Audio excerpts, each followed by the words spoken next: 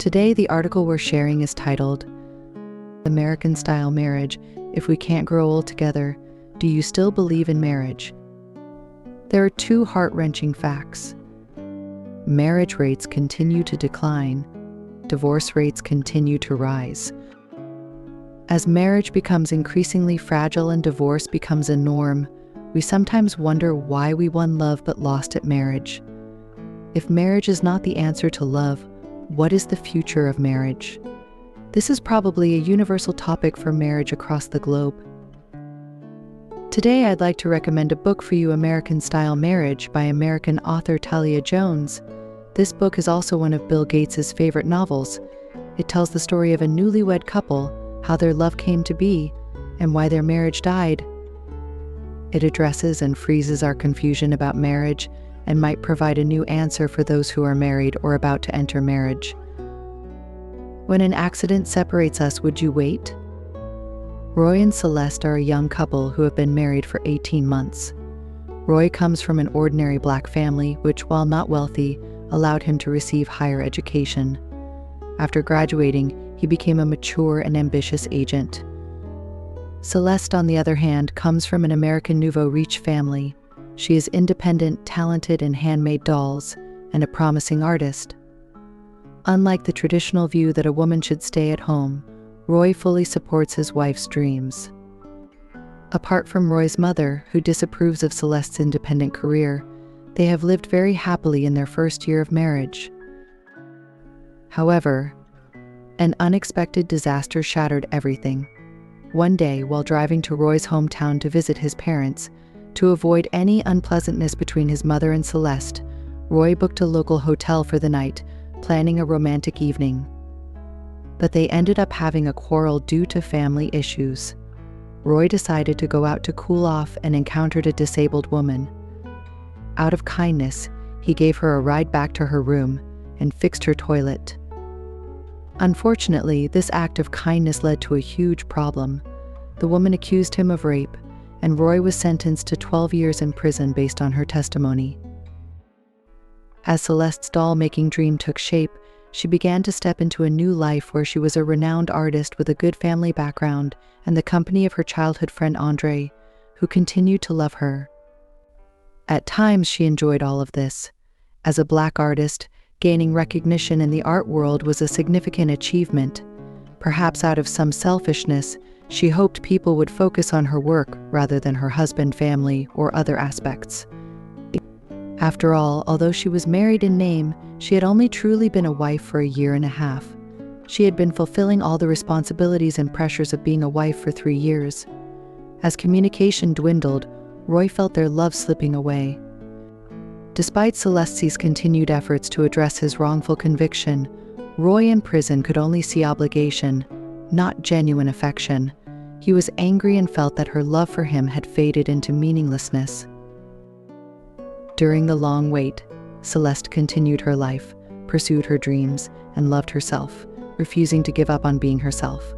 Is this thought truly so unforgivable? In the face of moral judgments, Celeste is torn, confused, and even helpless. Though she wrote to Roy about ending their marriage, she never finalized the divorce. She yearned to return to herself while feeling guilty about the love that had faded. Thanks for listening so far. This channel is for everyone to improve better daily. If any of the words or sentences are helpful, then both my team and I will be very happy. Subscribing and following will help keep us moving forward. Let's get back to sharing. After Roy was imprisoned, Celeste's world seemed like a bigger prison. Roy wrote to Celeste from prison, accusing her of leaving him. "I am innocent," he said. Celeste replied with only one line, "I am also innocent." They did not deny their love, but it now seemed so pale. Being true to oneself is the future of marriage. As they struggled with the pain of marriage, unexpectedly, good news emerged. Celeste's lawyer uncle, through repeated efforts, overturned Roy's case. After being imprisoned for 5 years, Roy was finally released on the grounds of innocence. Filled with hope to salvage the marriage, Roy longed for Celeste to return to him and for life to return to normal. However, he did not immediately seek out Celeste. Instead, he went back to his hometown to stay for a few days. Perhaps he gradually felt that the missing and broken parts could not be mended by time and love. A person's love alone does not constitute true love, which is one-sided. A person's marriage alone does not constitute a genuine marriage, which is merely nominal. Physical intimacy can sometimes be more honest than the mind. Roy finally realized he could not accept mechanical touches and sex with his wife like two emotionless machines. In the following years, the emotional distance between him and Celeste did not disappear. Neither of them liked the perfect deadlock brought about by lack of emotion. Divorce and letting go were not to benefit the other but to face oneself. In the end, Roy married a high school classmate, forming a warm and ordinary family as he wished. Celeste continued to enjoy love with Andre but did not choose to maintain the relationship through marriage. They both chose the lifestyle that suited them best and stayed true to themselves. Being true to oneself is the future of marriage and the meaning of love. American-style marriage does not tell a traditional story of enduring marriage. Perhaps its popularity comes from presenting a more real marriage story, reminding us not to overestimate marriage's guarantees and not to avoid the possibility of love fading.